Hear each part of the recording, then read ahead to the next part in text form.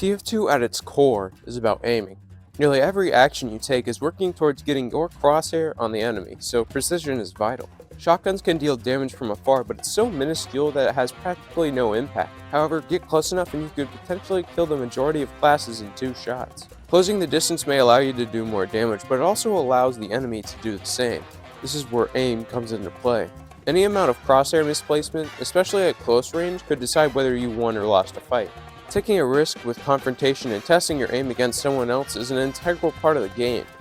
Sniper is unique by focusing his entire concept on being all or nothing when it comes to aim. In exchange for an unmatched effective range, he is left vulnerable while scoped, and aiming is exponentially difficult at close range. With the potential to one-shot most classes, the stakes are high and landing a headshot can feel impossible. Only the best snipers are able to push their aim to the limit. Sniper's secondary takes a completely different approach to precision. The SMG is very similar to the minigun by rewarding tracking instead of single-shot precision. However, the damage output is vastly different, with the minigun dealing potentially 4 times the damage of the SMG. This doesn't make it a bad weapon though.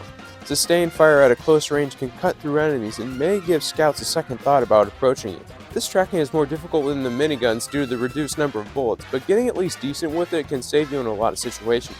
A backup weapon relying on an increased amount of skill is not unique to the sniper. Spy's revolvers all serve as a last-ditch effort to finish off a target. They have consistent damage output when used by anyone relatively good, but one gun stands out from the rest. The Ambassador gives you the ability to deal crits on headshot at the cost of a slower gun. This trade-off lets you stand toe-to-toe with classes that would usually have the upper hand, but only if you're able to aim. Like the sniper, Spy has a one-hit kill weapon himself. Backstabs define the Spy and reward you when you make yourself vulnerable. If you miss a stab, you're probably going to die, but there is one trick to get you out of a bad situation. Trick stabs are extremely difficult to perform by having you sort of aim with your body instead of your crosshair. You have to almost dance around your target to land a stab. It requires precise movement and timing, and simply practicing it doesn't work. To get truly good at trick stabs is to perform them out in the field. Every situation is different, and relying on a simple tactic won't work every time. Another weapon that uses this unconventional aiming style is the Market Gardener.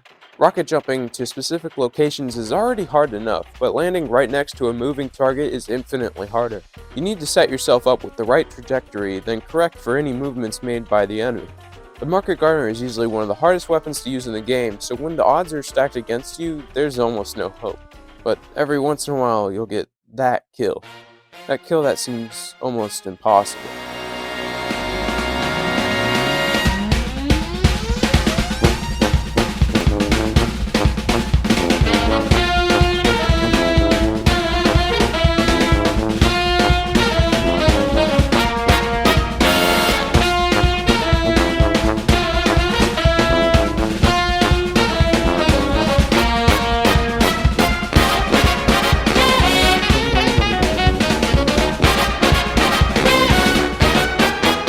There are these insane moments that just draw you into the game. Barely surviving off a tricky garden or a difficult headshot is what makes TF2 exciting.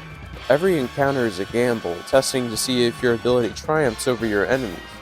These clutch plays are downright the most exciting thing in any game, and it's what makes TF2 so fun.